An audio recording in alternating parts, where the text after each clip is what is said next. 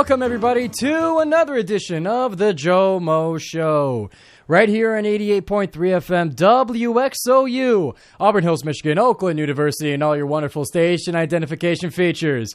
I am your host, Giovanni Mosheri. I'm the sports media director here at WXOU, and the GioMoShow is your home for all Oakland sports and beyond on 88.3 FM. Don't forget to follow WXOU on our MAB award-winning social media platforms, Instagram, Twitter, and TikTok. Don't forget to follow me as well on Instagram, Twitter, and somewhere on TikTok. You can join the WXOU Discord server to get in touch and get to know all the hosts and staff here at WXOU. And you can go to WXOU.org. We got articles, game summaries, game recaps, interviews. We got everything you need with sports and even beyond sports with music and news. So be sure to visit all of it and get to know everybody at WXOU. And if you're not with me right now on WXOU.org/live, if you're not with me on the TuneIn Radio app, if you're not with me on what's left of the 88.3 FM signal, then not to worry. You can find the GioMoShow at any time on YouTube and on Spotify. And also, don't forget, I missed this last week. I'll be sure not to do it again. Be sure to go not only to the GioMoShow on YouTube, but to go to WXOU Sports on YouTube. You can find full game broadcasts. You can find game summaries. You can find interviews, broadcaster reviews. You can find pregame shows and everything you need from us at WXOU Sports. So be sure to not miss a thing and like and subscribe to WXOU Sports. Just search it in Google. There's nothing else like it. So for the menu today, you know the deal with the GioMoShow, and if you don't, I'll give you the rundown. We got Oakland sports, and then NFL football, Detroit Lions, and then we got a little segment dedicated to the new year, and dedicated to the year in review. But more specifically, we got men's and women's basketball. They're starting Horizon League play. In 1 hour, the men's team will play Cleveland State, and then tomorrow at 7 p.m., the women will play Northern Kentucky. So we got the Horizon League coming up, and I'm going to give you the summary, the quick notes from the non-conference schedule, what we're going to be seeing from the Golden Grizzlies this year, what they need to improve on, and the things that we've seen and storylines to watch as they head into the Horizon League season. We're also going to talk about the Detroit Lions. They win the NFC North for the first time ever. We're going to be talking about all that. We're going to be talking about the Cowboys game coming up on Saturday night. Get my thoughts on it. What do I think the game's going to look like? And what are maybe some of the things, some of the expectations we should have for this game? We'll talk all about it in the show. And once again, a little bit of a thank you to everybody for this year at WXOU. This is going to be a very gratitude-focused and appreciative episode of the GioMoShow, so get your happy hats on. And I just want to mention the women's basketball game Friday at 7 o'clock will be at home and will be broadcasted for free on WXOU. I'm going to be in the studio for that one. You're going to see Noah Stalker. You're going to see Jacob Verostic as our broadcasters for that game as the women start Horizon League play at home. The men, sadly, start away at Cleveland State tonight, and then they play Youngstown State. So getting into the show right now, let's talk about the men's team. Let's talk about men's basketball. How have they done in this non-conference portion of the season? And I want to give you guys some context for this one. Last year, at this time, after non-conference play, Golden Grizzlies were 2-11. We had an injured Jalen Moore, and that was a huge, huge loss for the Golden Grizzlies at the time, as Jalen Moore was the number one target, first team All-Horizon League for 3 years here at Oakland University. So losing him was huge. He went down, I think, it was the night before their second exhibition game at Rochester University. That game went to the final seconds. Oakland still won it, but that game was close. And from there, they tried their best to get him going. He had an ankle injury, but he still wanted to play. Coach wanted to let him play and ended up not serving the team well. So ended up in a tumble to 2-11 going into the Horizon League part of the season. But where are the Golden Grizzlies now this year? 6-7. Well, it's just whatever to some people. Not a big deal. But Oakland has literally one of the toughest schedules in the country when it comes to non-conference play. I watched the Grizz Vision that was previewing tonight's game of Cleveland State. Campy said that he saw a tweet that said that we are one of the top 5 toughest schedules in the country, and we're one of 3 teams to win, I believe, more than 5 games in those toughest schedules. Among those teams were North Carolina, I forget the other team, but some really, and Purdue. North Carolina and Purdue and Oakland were the only teams in the country with the toughest schedules to come out with 5 wins or more. That's crazy. That's national. That's big time. And that's what the Golden Grizzlies have done this season. So let's run through the games and what we take away from some of them. So they started off their schedule with a couple of Big Ten games. They started at Ohio State and at Illinois. Came out with no wins on both of those games, but really gave it to the Buckeyes and really gave it to the Fighting Illini. I think that's Illinois' mascot. But either way, they played some tough teams, very tough. They led for most of both of those games.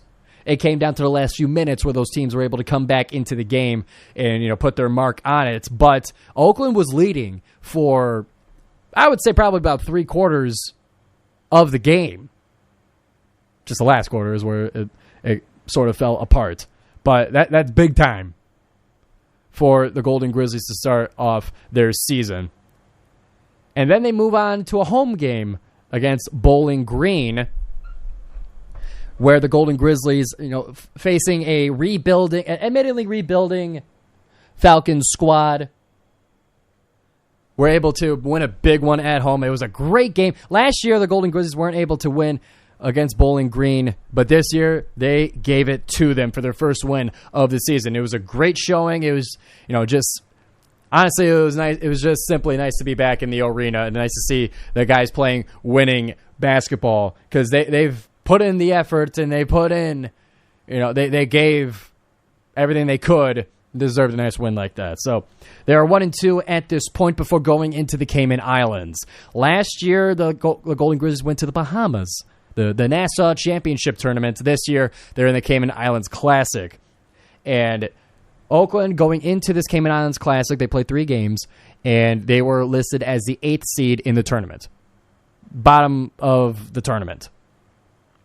And they came out 2-1 on the beautiful sunny weekend. I forget how many days they were there. It was 3 games in 3 days, so you could say a weekend. I think it was like they came back on a Monday or Tuesday. But either way, they came out 2-1 in 3 games in 3 days against Drake, who is a top 40 teams to this day. They've been up to the top 30 in national rankings, and Campy regards them as one of the best mid-major basketball teams in the country, straight up. And that was their first game in the Cayman Islands Classic. They lost that one. And then they ran away with wins in the next 2 games against Loyola Marymount and against Marshall. And Loyola Marymount is a big win for the Horizon League. And for those who aren't familiar, Loyola Marymount is a top 100 team. Loyola Marymount has beaten NCAA teams like Gonzaga, like St. Mary's. They've fought with the best of them. And they also fought Oakland, who is, well, I don't know where I'm going with this metaphor. Either way, Oakland was able to beat Loyola Marymount and also beat Marshall to come out 2-1 in the Cayman Islands Classic to be 3-3. Coming out and coming back for Thanksgiving. And it's been a great showing. Rocket Watts, he had a rough start, but then in the Cayman Islands Classic, he was able to make the all-tournament team. He averaged like 18 points a game and great efficiency, and he looked comfortable. He looked like himself. He looked like the guy, the natural scorer that the Golden Grizzlies want him to be, need him to be, and we know that he is. And he's been having to adjust to the point guard position to cover the loss of Jalen Moore. And we also saw DQ Cole take some of that role. Tone Hunter take some of that role. But either way, to see Rocket Watts, even in a bit of an unnatural position, be all-tournament team was great. It was a great it was a great way to see him get back into the flow of things. So after the Cayman Islands Classic, they came into the Cintas Center, that being the home of the Xavier Musketeers. The Musketeers that were a top three seed in last year's NCAA tournament. A Musketeers team that went to the Sweet 16. One with a Hall of Fame coach. On national television, hosted the Golden Grizzlies in a bye game. I believe it was $100,000 for the Golden Grizzlies to go and be the sacrifice to the Musketeers in front of their home crowd. Except, Golden Grizzlies made out like a bandit. They beat Xavier on national television, ran away with the money, and sent Cincinnati into a frenzy. I looked on their Barstool page after their loss.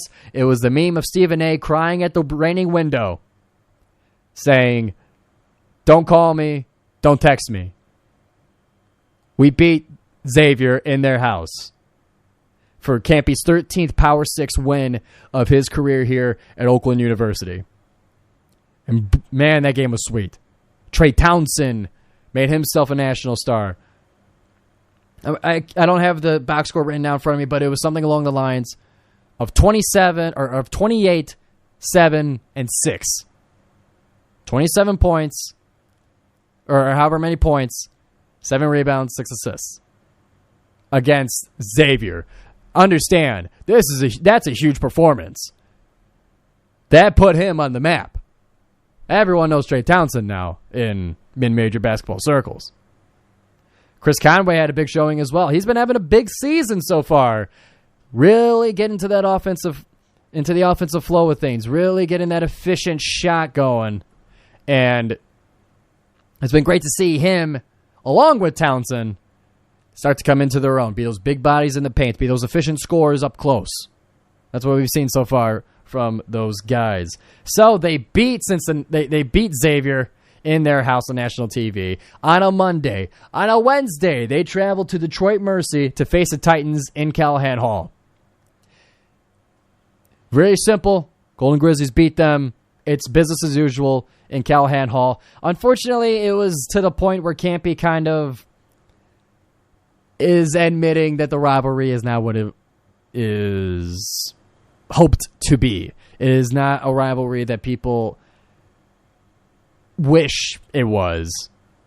It's not a competitive rivalry. And for him, he made comments about potentially lowering the stakes and importance on this game because of, kind of how much juice it requires to get up and get active for a rivalry game of that nature. And it possibly bites them in the game following. But that's just how bad we beat Detroit Mercy, man. It's not a rivalry. It's simple as that. The Golden Grizzlies get a dub in Callahan Hall. And then Saturday, this is the third game of the week. After they come back from the Cayman Islands, they face Purdue Fort Wayne in a game like no other. In a game where Purdue Fort Wayne could not miss. A game where Purdue Fort Wayne just became superheroes. They shot 66% from the floor. They shot 65% from three. Campy called it one of the greatest games he's ever seen an opponent come in here and win and give. It was mind-boggling. However, literally, more shots went in than didn't for Purdue Fort Wayne, no matter where they shot it. They made 2 out of every 3 shots they took. That's incredible. That's insane. And there was a point where Oakland did have a shot to make it close. But this game was not close. Purdue Fort Wayne, it was 98-68. It was rough. And it's not one that can't be mentioned in the postgame. Obviously, he's not happy about it. That's a Horizon League game that they lost. That's a permanent mark on the Horizon League record. But there was not much you can do to stop that team. Even when they played good sets on defense, even when the zone was in place, the zone that is supposed to stop the three, there was no stopping a three that night. It went in, regardless if he wanted it to or not. It was incredible. So So in the early part of the Horizon League season, Oakland is 1-1. Beat Detroit Mercy. They lose badly to Purdue Fort Wayne. And now they move on. Can't be said. I'm not looking at the tape for this game. This is a game that's most likely not going to be repeated. That's just an incredible shooting night. And they're just moving on right away. There's no need to sulk on that game. So after that game was Saturday, and then a Wednesday, they played Toledo. This was Tuesday, December 6th, I believe. We're in December right now. And the Toledo Rockets, they came in here and gave a very good game for us to watch.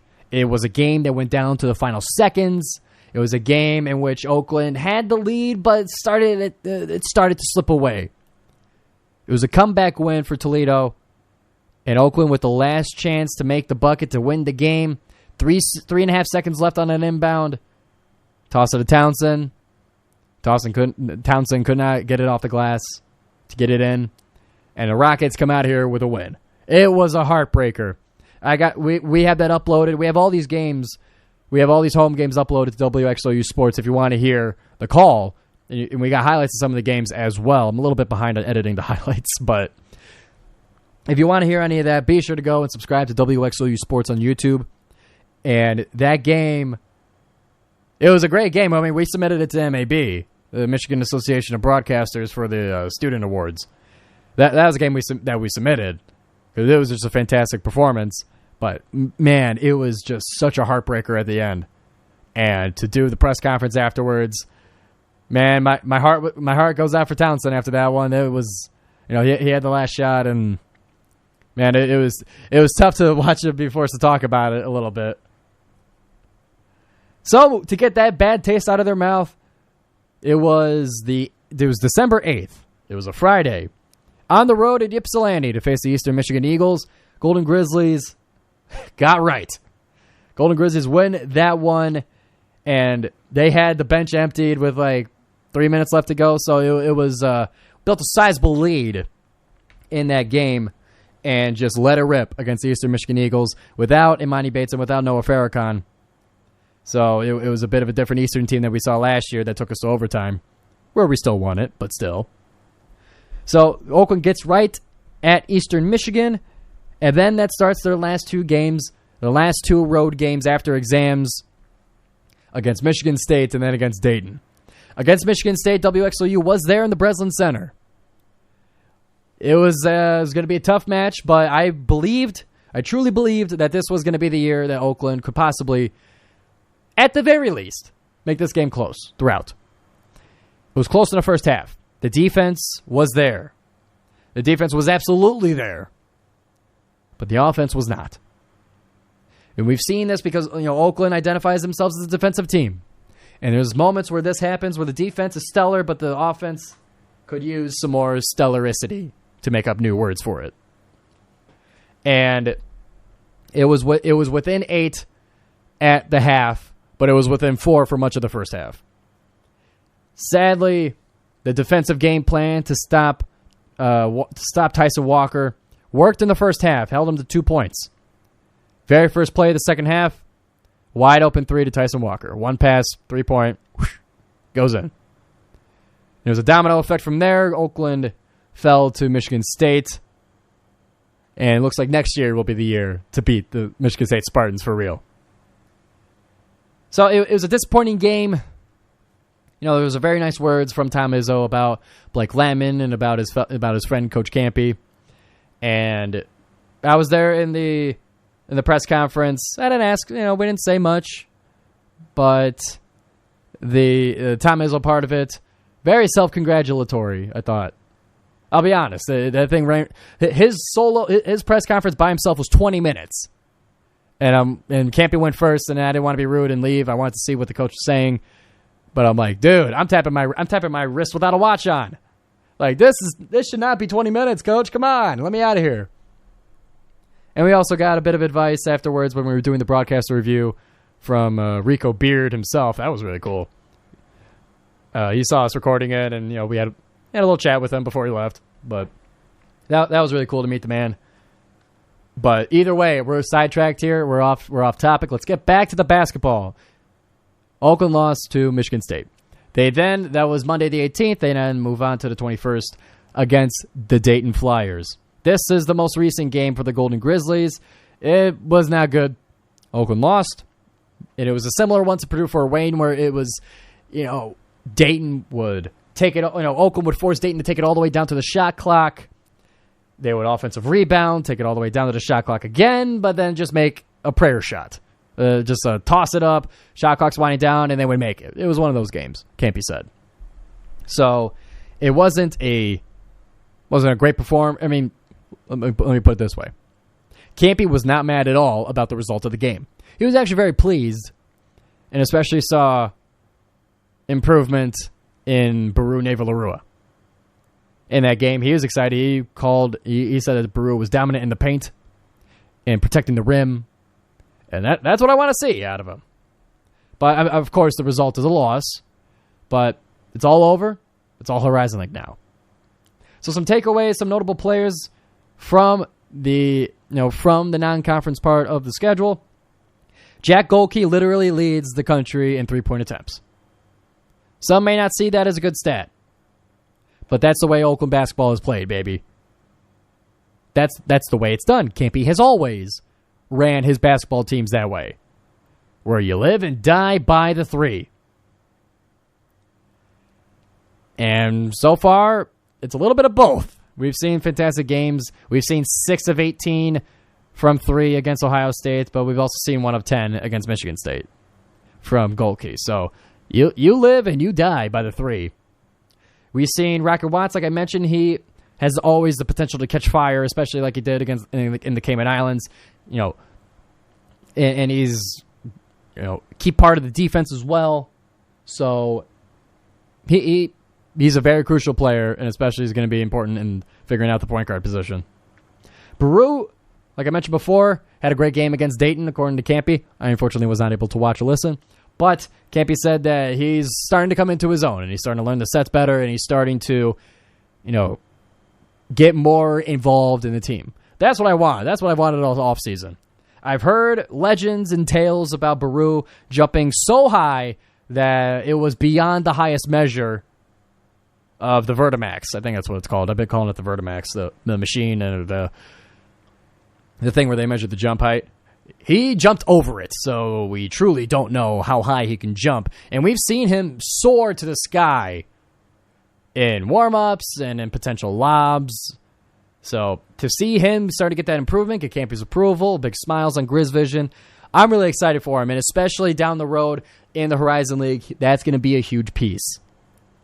That's going to turn this place upside down. We also see Blake Landman. He returned in the Toledo game, in a game that he was only supposed to play 10 minutes. He played like 30. And to see him come back from a hip injury that sidelined him for most of the non-conference season, he's come back. He caught fire early against Toledo. He went 3 for 3 to start. And, to have that fifth-year Golden Grizzly leader on that team, have him back, is fantastic.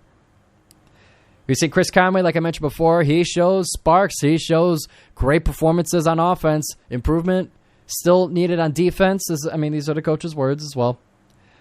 Isaiah Jones, him being the glue guy as described by the coaching staff. He's a great player. He could play offense if he needs to. He scored 16 against Marshall.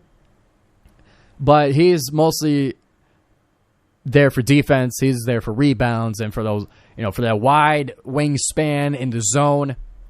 He's a key piece. Campy calls him the glue guy, and I would happen to agree. And then Trey Townsend, man, he's the that's the dude. That's the head honcho. I was trying to find a metaphorical way to describe him being the number one guy in the team. I'll leave it simple. He's the number one guy in the team. I mentioned that 28-7-6 game against Xavier. He's averaging 16 points a game for this team, which leads it by a wide margin. We've seen many games close to 30. Like he's going to get his. And he's going to be a force in the Horizon League. Preseason, first team All-Horizon League. And it's looking so far like he's going to be in that first team at the end of the season as well. So overall, the defense is solid. When it gets set up, transition is, it starts to become a bit of an issue, and the offense could stagger at times. But overall, I'm excited for this Golden Grizzlies team. Last year, they were 5th in the Horizon League going into the tournament, bounced in the first round by the eventual champions. But I'm excited for this season.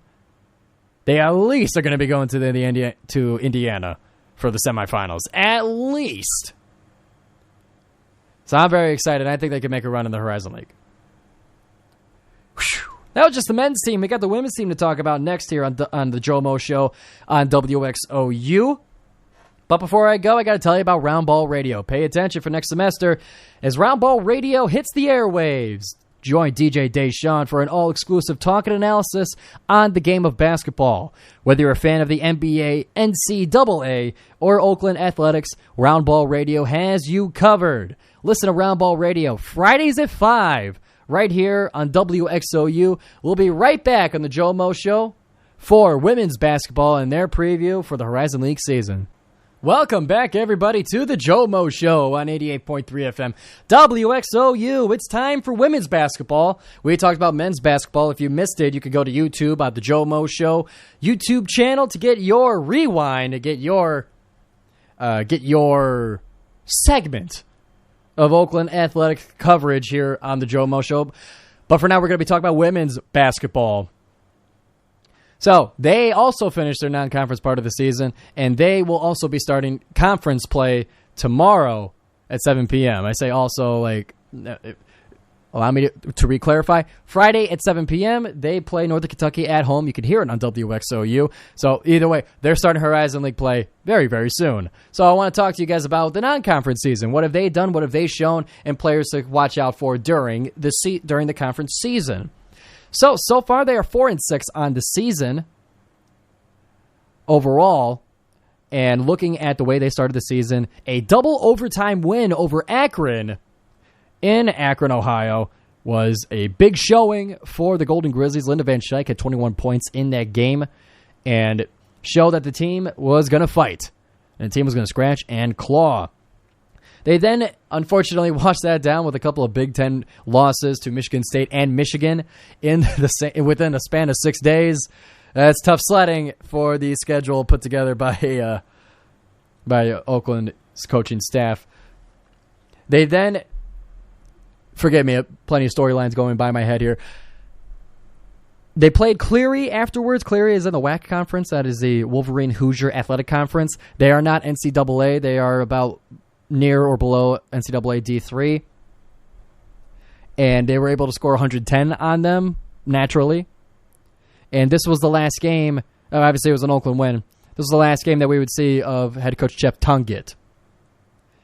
Unfortunately, it was announced after the Cleary game that he will be undergoing emergency spinal surgery.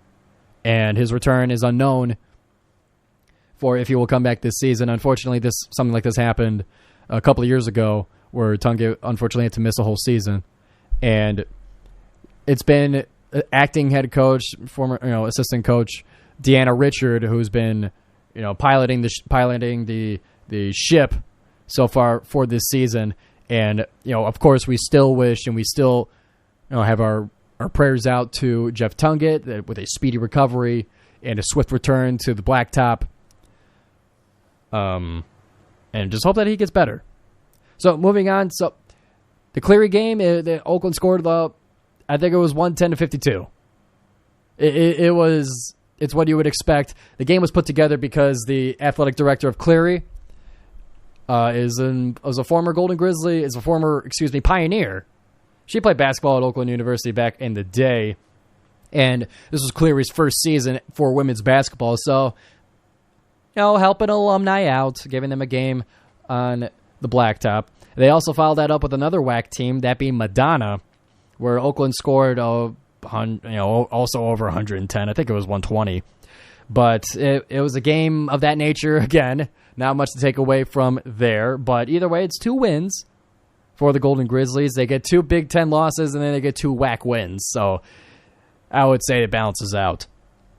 They then started their early slate of Horizon League play by playing at home against Purdue Fort Wayne. And I don't know what was going on in Fort Wayne, Indiana that weekend, but the women's team had that same fire, had that same magic as the men's team did. They were just making shots. The defense couldn't keep up, and the doors were blown off swiftly for the Golden Grizzlies as they lost to Purdue Fort Wayne at home, and then they followed that up on the road at Detroit.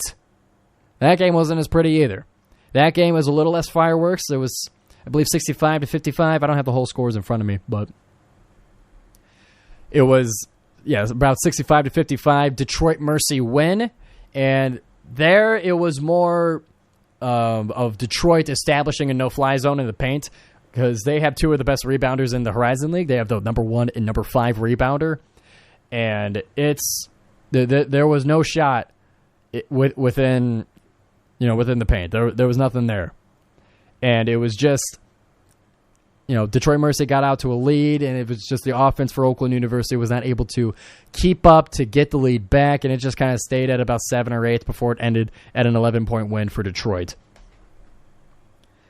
So after that, they played 3 MAC teams to finish out their non-conference part of the season and bring us to the present day. They started out with an ugly game against Toledo, and when I say ugly, I mean 64 free throws attempted ugly by both teams combined. I'm talking a game that moved like molasses. Moved like a student driver on the highway in the fast lane. Just unbelievably slow. Toledo had 38 free throws. They made 31 of them. Oakland had the rest. And either way, it wouldn't be enough. The differential in the point in the free throws is what ended up deciding the game.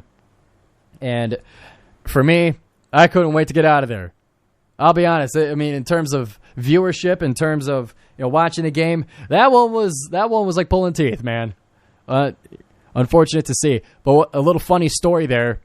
So, my brother and his friends are obviously in a fantasy football league, as many people are, and the loser of last year's league had to. The punishment was they had to go to an Oakland basketball game. And the game they chose, a wise choice, was this one against Toledo. So as punishment, my brother's friend had to sit behind me as I called the game where 64 free throws were shot. So it was a punishment that fits the crime of losing the fantasy football league. But I just thought that was funny. So after that, MAC lost. They followed it up with Central Michigan. This game looked as ugly as the Toledo game for the first 3 quarters. This game, something was missing. The energy was there. They weren't making shots. Central Michigan had this 6'5" center that didn't have to jump a single time. She just stuck her hands up, caught the ball, put it back in, and nothing Oakland was able to do with that. For the first 3 quarters, at least. And in the middle of the third quarter, Oakland was down by 20. They ended the quarter down by, I believe, 17. And something snapped. Something happened in the quarter break.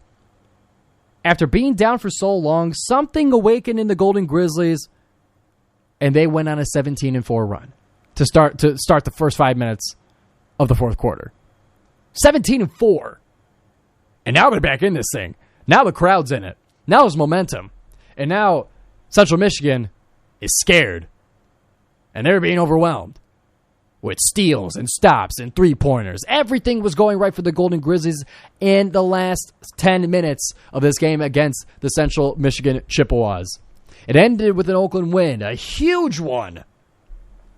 A huge and entertaining win. I was doing the TV sideline for that one, and thank God they won it because I was not going to be excited to ask Coach Richards any questions to do with with a 20-point loss to the Chippewas. I didn't want to ask about that. I wanted to ask about a 20-point comeback, and that's exactly what we got for both WXOU and both for the ESPN. So that game was very exciting. That one was awesome. And then for their final game against their final MAC team was against Miami, Ohio. This one was also exciting. This one was also worth the price of admission. This one was so much fun.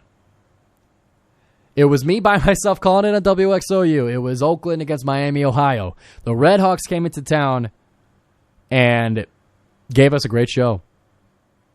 The game was close throughout, and it was slow throughout. It was slow to start. The first quarter was a score of 9-8. Dude, 9-8? I thought I was going to be calling rebounds all game long. That was not the case. They picked it up in the second quarter and the game throughout. But I was worried there for a second. But regardless of how much either team scored, it stayed close throughout the entire game. No team got within 7, and it stayed more within 5 or 4 in terms of a lead going both ways. And the game went down to the last second. Oakland was up by 6, and in the last not even 60 seconds, Oakland gave up 2 crucial three-pointers, they gave up 2 crucial shots, a field goal and a 2-point and a 3-point. And that got the game, along with a free throw, into overtime. Miami was not giving up. Miami wanted their second win of the season. And in overtime, Oakland had a 4-point lead. It was like 64-60 during overtime. But Oakland just was not able to hang on. They lost that game 68-66 in overtime against the Redhawks. To bring us now to the present day. So, with a 4-6 record, unfortunately, for context and history's sake, 2 of those wins are against WAC teams.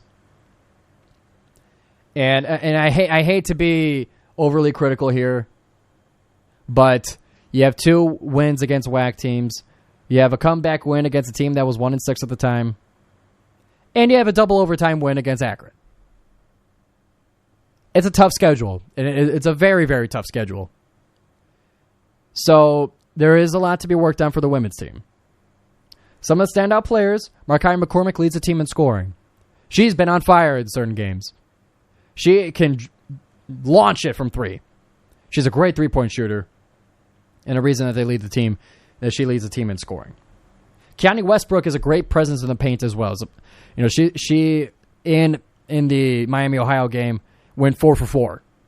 Didn't play many minutes, but was made every shot except for 1 free throw. I think she ended with that would be 8 points, 10 points. It was 4 field goals and 2 free throws. She's been a great addition to the team as well, adding height and adding another player in the post who could score very well. Brooke Quarles-Daniels is continuing to be and to show why she is the reigning Rookie of the Year of the Horizon League. There's been games where the defense would focus on her and she wouldn't get a whole lot of production on offense, but there are other games like against, I believe against Miami, Ohio, that she scored over 20, career high. So, Quarles-Daniels, key piece for the Golden Grizzlies, absolutely. And Maddie Skorupski, I would say, is one of the biggest additions to the Golden Grizzlies. Coming from Michigan State, she comes in clutch. She will make shots. She was a huge piece of the Central Michigan comeback win. And she, great 3-point shooter. She shows up when it matters most. That's what I've noticed with Maddie Skorupski. So she's been a great piece of the Golden Grizzlies. So overall for this team, there is iron to be sharpened. But this team, I believe, has the makings and the scoring ability to improve from last season. Last season, they were 8th seed. A lot of room to grow. And I think that they made the additions in order to make that growth happen. So, with a little bit of concern, I'm still excited for this upcoming conference season for the women's team of the Golden Grizzlies. So both the men's and the women's look vastly improved from last year. It's going to be great basketball for you guys on WXOU. Listen to it all for free for all the home games on WXOU right here. That will close out the Oakland sports section of the GioMoShow. So we got NFL to talk about. Unfortunately, there's no club sports to speak of for this New Year's break. But we're going to get into the NFL. Detroit Lions. We're going to talk about the Vikings win. We're going to talk about the Cowboys game coming up. We're going to talk about some of the miscellaneous headlines. We're going to make our picks. And then our New Year's salute. But before we do that, I got to tell you about the Blue Ski Mask Show. Mondays at 2 p.m. on WXOU, the ultimate sports show for Detroit basketball and football aficionados. In this thrilling program, Oakland Post sports editor Brock Hillig and sports reporter Kirk Szymanski will take you on an exhilarating ride through the world of Detroit Lions and Detroit Pistons. Join us and stay connected with the heartbeat of the city's sports. And never miss a beat of the action in the Motor City for the Blue Ski Mask Show. Mondays at 2 p.m. on WXOU, we'll be back with some of that NFL football therapy that you need and that I need as well. Coming up on the GioMoShow. Be sure to wash surfaces, utensils, and hands with soapy water before preparing food, especially when handling raw meat or eggs. Raw food may contain bacteria that can make you very sick or worse. 1 in 6 Americans will get sick from food poisoning this year, and roughly 3,000 will die. But you can keep your family safer by cleaning with soap and water as you go. Learn more about this and other important information. Check out steps at foodsafety.gov. That's foodsafety.gov. A public service announcement brought to you by the USDA, HHS, and the Ad Council. Welcome back, everybody, to the GioMoShow. It's time for football therapy, baby. It's time to talk about the Detroit Lions, the new and reigning NFC North champions. It's been such a long time coming.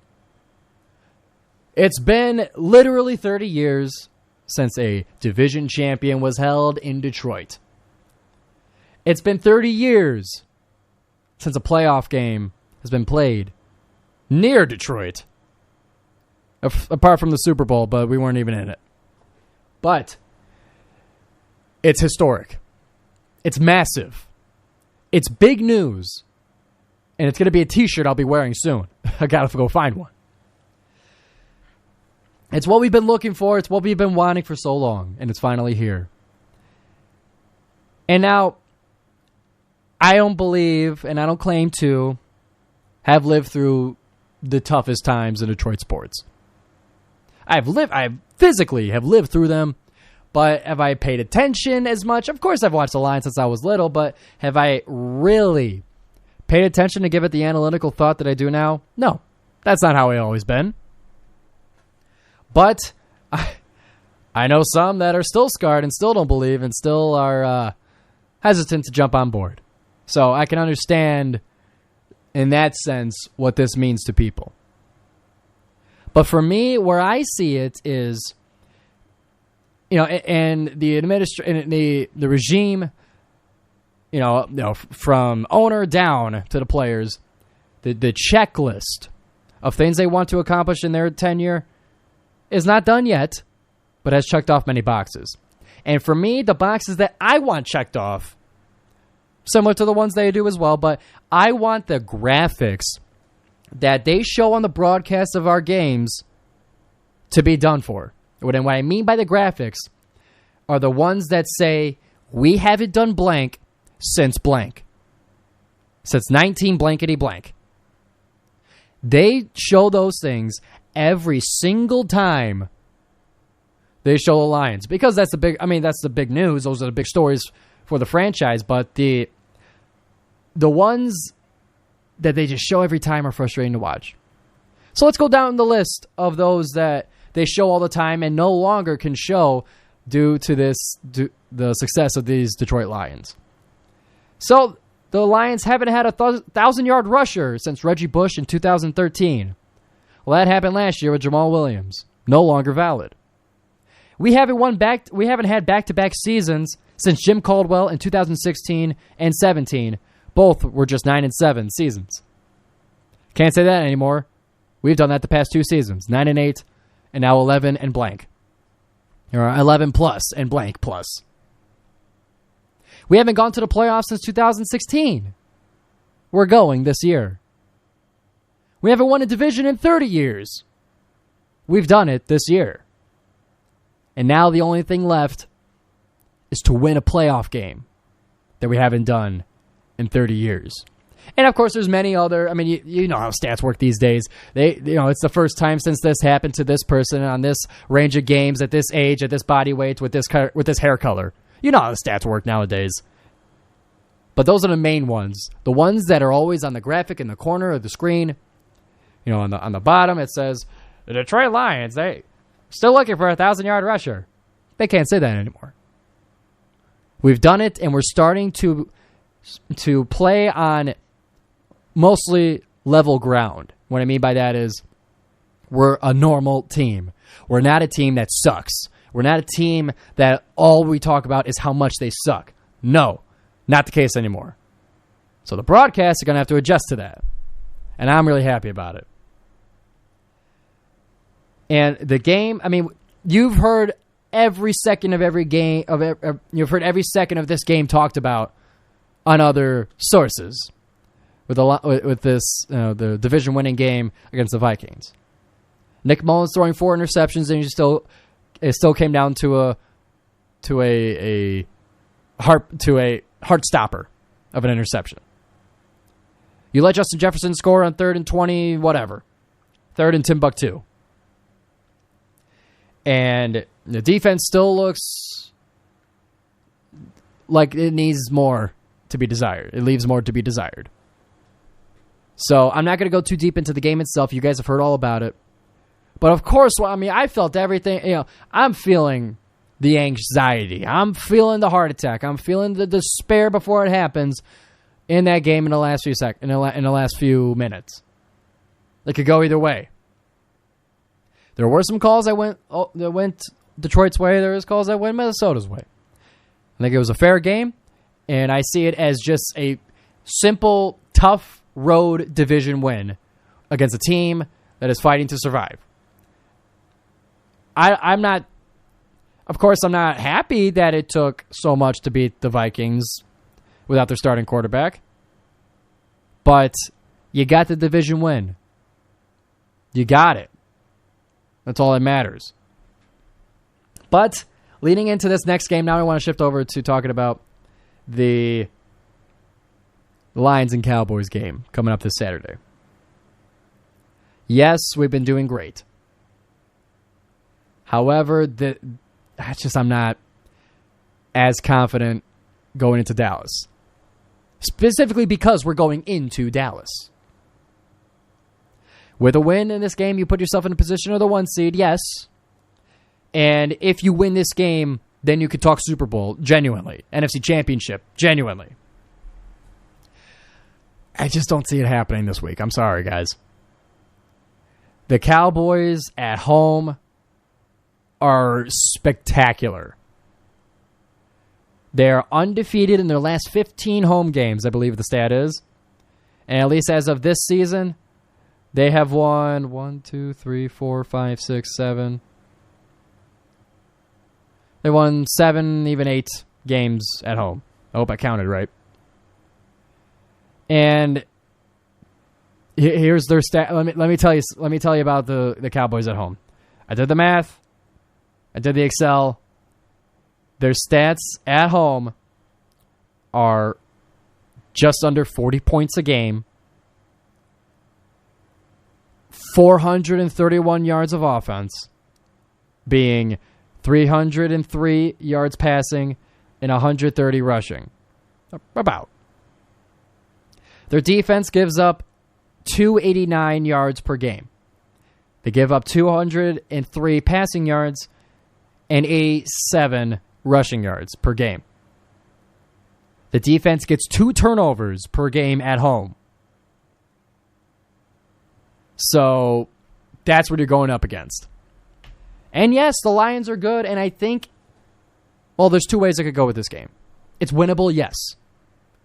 It's just you got hard mode. Like I said, if you win, you could talk Super Bowl.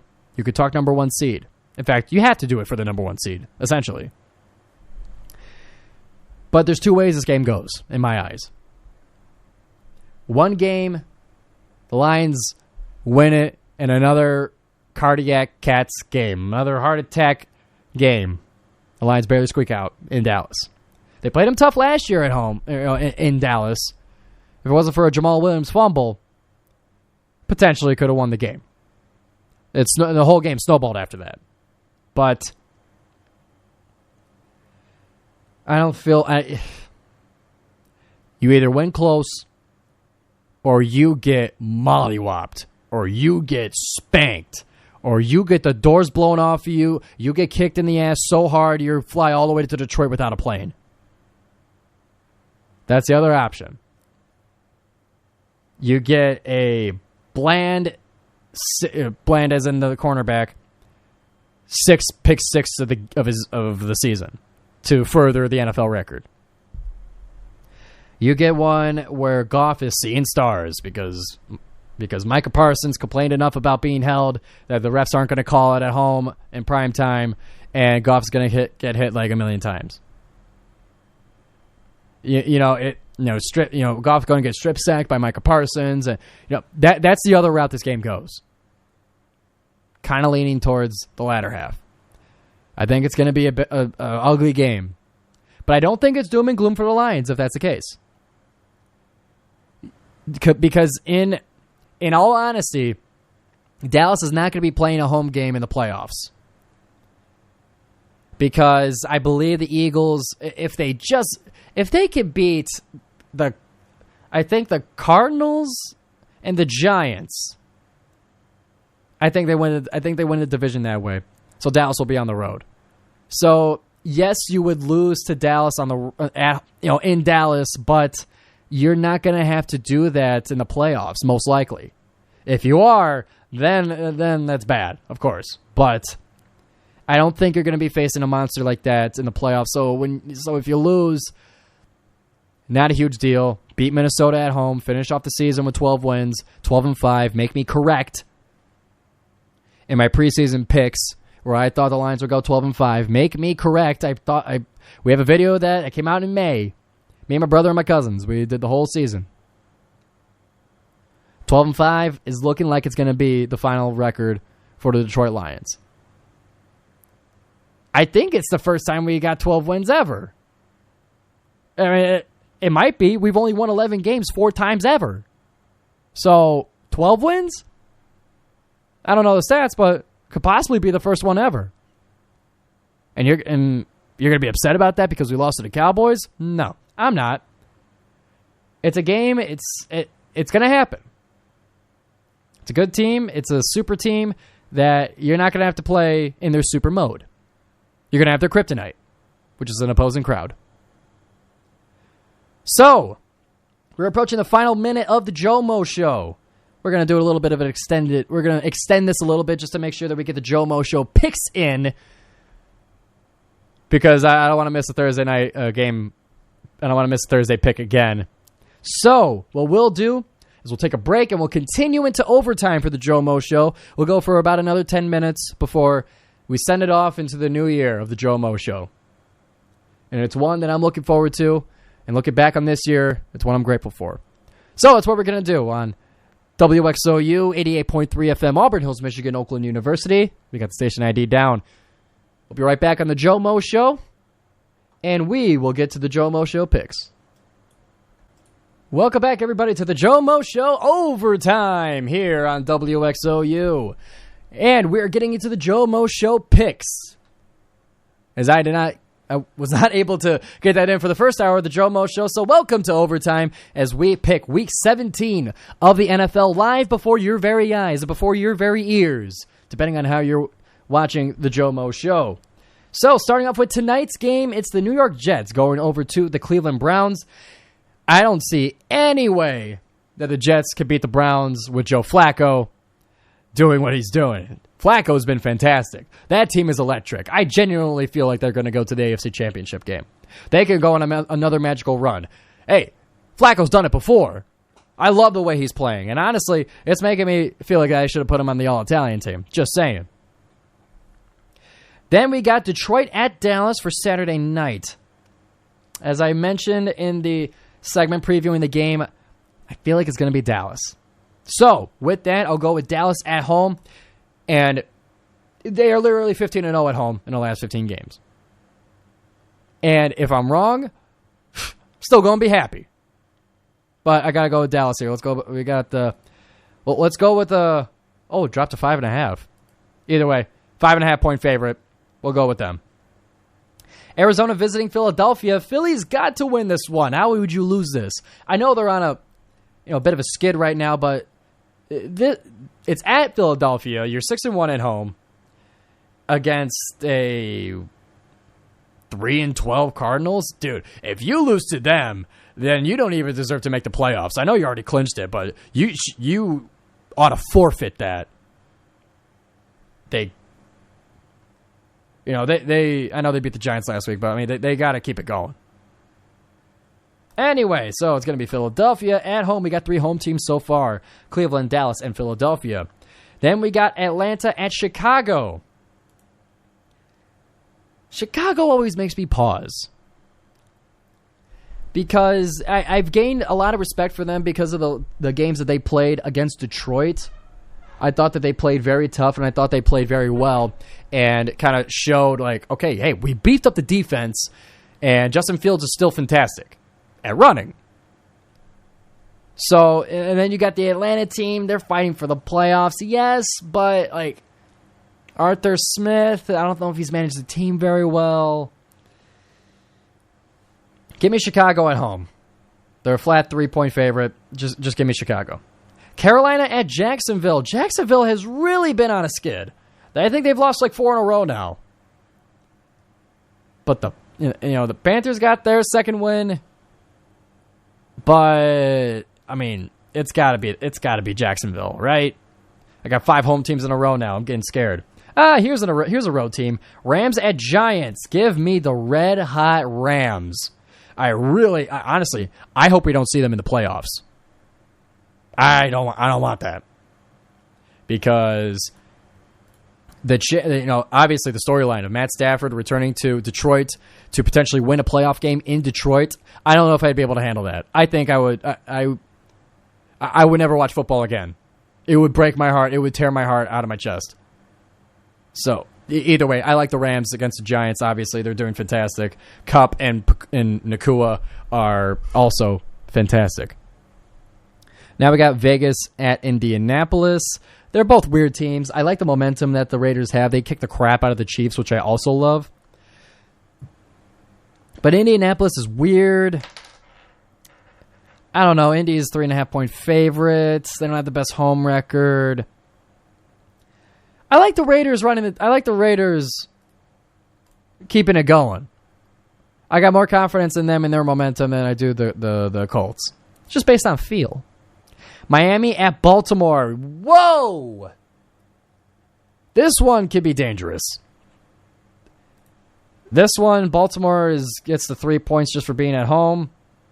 Wow. I mean, they kicked the crap out of the 49ers, which I'm starting to feel like, not that they don't count. Not to discount all of what the Ravens do against the NFC, but like it's kind of automatic to get the crap out of an NFC team, and they only lost to like a crap Giants team like once, and that like at the past 20 NFC games. But this is against Miami, but it's in Baltimore. I mean, I'd be stupid to pick Miami, right?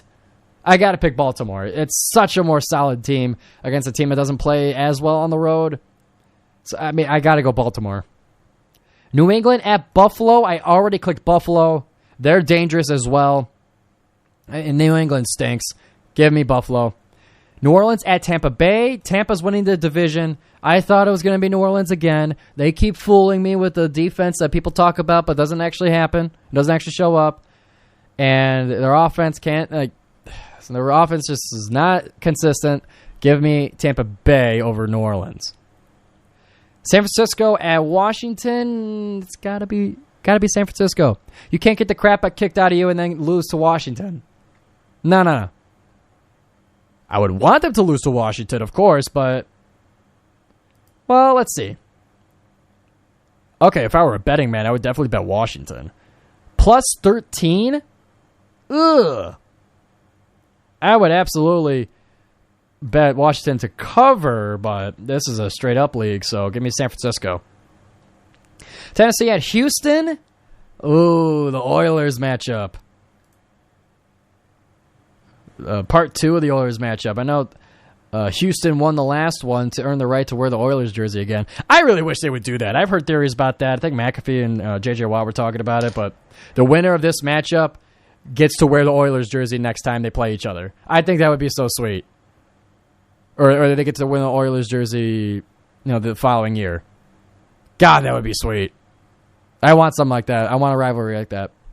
But I know the Texans are a little bit beat up, but give me Tennessee. I gotta pick a crazy one. Give me Tennessee. Pittsburgh at Seattle. I know Pickens had his game like that, but I never know how to pick these two teams. They're 8-7, so it's basically like a coin flip in terms of the record. But honestly, give me Seattle. I love that speech that Pete Carroll gave at the end of the locker room about, can you win in the first quarter? No. Can you win in the second quarter? I love that stuff. I like the energy. Give me Seattle. Cincinnati at Kansas City. Dude. Can you imagine if Jake Browning beat the Chiefs along with the history between the recent history between these two teams? I can't I can't pick the Chiefs now. They stink. Give me the Bengals on the road in Kansas City just to keep putting the hurt on the Chiefs, please. Then we got Chargers at Denver.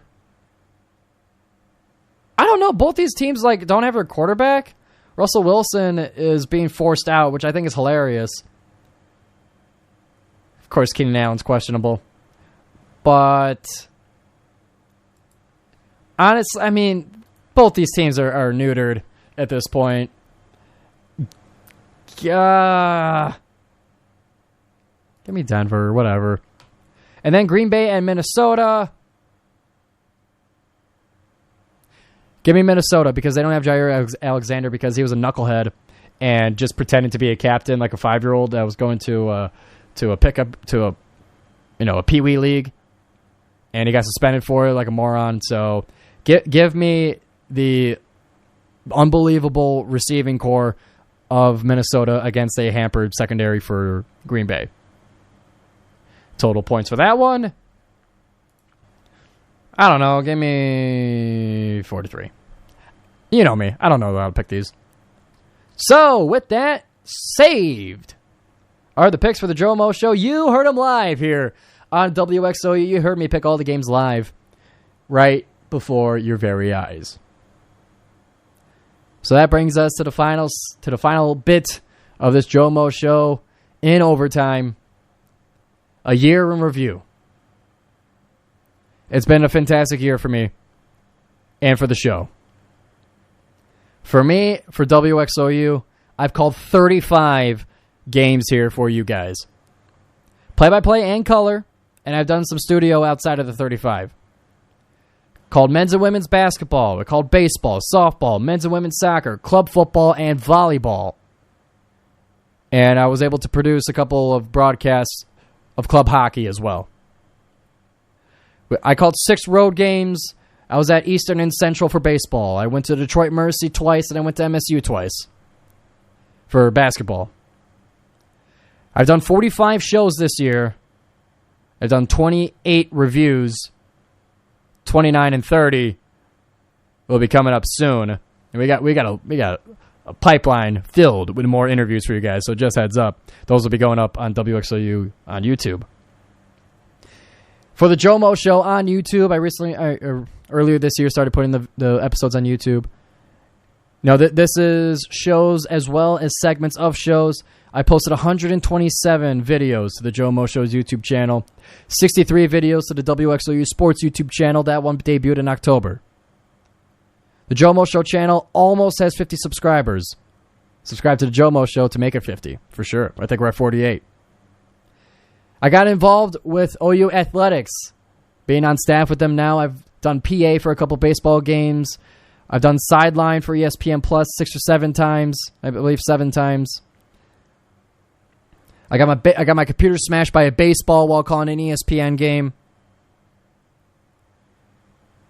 me and Patty Cesarini started the Golden Grizzly Blitz, short update show of all the Oakland sports for athletics, the athletics department.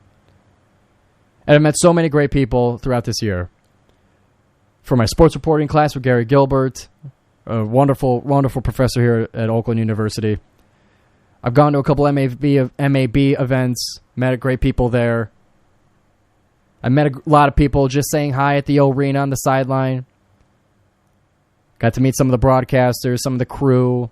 Really got to know the people at the athletics department. Met new people here at WXOU. Bringing in new guys on the team, training them to keep the legacy of WXOU sports going. And I've loved every second of it. Every hour that I've worked, every bit of research that I've done, I've loved all of it. I still love all of it. I could do this. I could, the fuel tank for me for working on this sports stuff is bottomless. I just simply love what I'm doing here at the radio station, and I hope and pray that I can continue doing it after graduation. And for you guys listening, you guys have been great. You guys have been a huge reason I've been pushing to keep doing this, to keep consistent with the show, and to really, put the effort into it. All the feedback I've gotten from you guys throughout the year, the improvements we made to the show. It's a labor of love. I love doing it. I would do it if there was none of you guys, which just sounds like an insult, but I absolutely appreciate you guys. Everyone who's listened, everyone who's listened and is not subscribed, still appreciate it. It's been a lot of work this year. I've loved every second of it, and I'm looking forward to doing it all over again next year. After next semester, post graduation, looking forward to what the future holds for me. I want to keep doing this stuff, man. This stuff's been fantastic. This stuff's been a lot of fun, and I want to thank all of you guys for it. I want to wish you guys a happy new year. Next year, the GioMoShow and me and the sports scene, it's going to be freaking awesome. I can't wait for it, and you guys get to see all of it. So thank you, everybody, for listening to the GioMoShow for this year, for the year prior, and even some of the 2021 early shows here at WXOU. Thank you so much. Thank you to all the people who have taught me throughout this year. People who have given me advice. People who, the staff here at WXOU, the people I've met in the broadcasts, the feedback I've gotten, the connections I've made. None of it goes unnoticed. So thank you to all involved. Thank you for listening. And we'll see you in 2024, everybody. Woo, I'll see you next year. All right, we're out of here. It's been Giovanni Moschieri on the GioMoShow. We'll see you next year in January when we return for the winter semester. This is the GioMoShow, your home for Oakland sports and beyond on WXOU.